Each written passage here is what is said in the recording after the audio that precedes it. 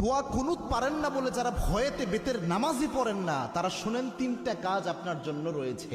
এই তিনটা কাজ করলে বেতের নামাজের পরিপূর্ণ সওয়াব আপনি পেয়ে যাবেন। সুবহানাল্লাহি বিহামদি। ইসলাম যে কত সহজভাবে আপনাকে সমাধান দিয়েছে কল্পনা করতে পারবেন না। এই যে বেতের নামাজে যে দোয়া কুনুতটা আমরা পড়ি, এটা কিন্তু অনেকের মুখস্থ হয় না, যার কারণে অনেক বড় দেখে অনেকে বেতের নামাজই পড়ে না যে আমি দোয়া কুনুত পারি না, আমি কি বা পড়বো। অথবা অনেকে এমন রয়েছে বেতের নামাজে দাঁড়িয়ে দোয়া কুনুতের সময় চুপ করে থাকে, একটা শব্দ করে না, এরকম আছে অনেকে। তো এরকম কোনোটাই মাধ্যমেই আপনার কিন্তু দোয়া কুনুতের যে হক এটা আদায় হচ্ছে না। এবং বেতের নামাজ এটা কিন্তু ওয়াজিব একটি নামাজ, এই নামাজকে আপনি ইচ্ছা করে ছেড়ে দিতে পারবেন না, এবং ওয়াজিব সবসময় চাইলে আপনি তরক করতে পারবেন না। এই জন্য বেতের নামাজ গুরুত্বপূর্ণ।